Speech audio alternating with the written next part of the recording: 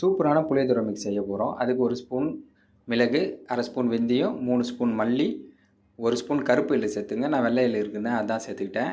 இதை நல்லா பொன்னிறமாக வறுத்து எடுத்துங்க. நல்லா வறுத்து எடுத்துக்கிட்டு இது பொடி பண்ணி வச்சுக்க போகிறோம். இதுதான் புளியோதரை மிக்ஸுக்கு மசாலாவே. அப்புறம் ஒரு 10 காஞ்ச மிளகாவை நான் நல்லெண்ணெயில் பொன்னிறமாக வறுத்து தனியாக எடுத்து வச்சுருக்கேன். இதையும் ஆற விட்டு இந்த மசாலாவை ஒன்றா அரைச்சி எடுத்து வச்சுக்கலாம். அப்புறம் பேனில் கொஞ்சம் எண்ணெய் ஊற்றி தாளிப்புக்கு தேவையான கடுகு, உளுந்து, கடலைப்பருப்பையும் தாளித்து எடுத்துக்கிட்டேன். ஒரு 100 கிராம் அளவுக்கு புளியை நான் தண்ணியில் ஊற வச்சுருந்தேன். அதை ஒரு பேனில் ஊற்றி கொதிக்க வச்சுக்கலாம். தண்ணி சுண்டி வந்த பிறகு நம்ம அரைச்சி வச்சுருந்த மசாலாவை அதில் ஆட் பண்ணி ஒரு கிண்டி ஒரு 5 நிமிஷம் குக் பண்ணுங்கள்.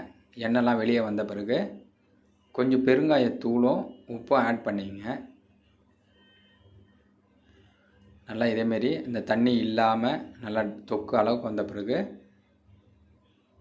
போட்டு எடுத்து வச்சுக்கிட்டு உப்பு பெருங்காயமாக ஆட் பண்ணி மேலே நம்ம தாளிப்பு போட்டு வச்சுருந்தோம்ல அந்த தாளிப்பை இதில் ஆட் பண்ணி ஆஃப் பண்ணிவிடுங்க. சூடாக சாப்பாடு வடித்து ஆற வச்சுருக்கேன். அதில் இந்த குழம்பு போட்டு மிக்ஸ் பண்ணுறேன் பாருங்கள். நல்லா வாசனையாக இருக்குது. நீங்கள் வீட்டில் அவசியம் இதை ட்ரை பண்ணி பாருங்கள். நல்லாயிருக்கும் இந்த புளியோதரை மிக்ஸு.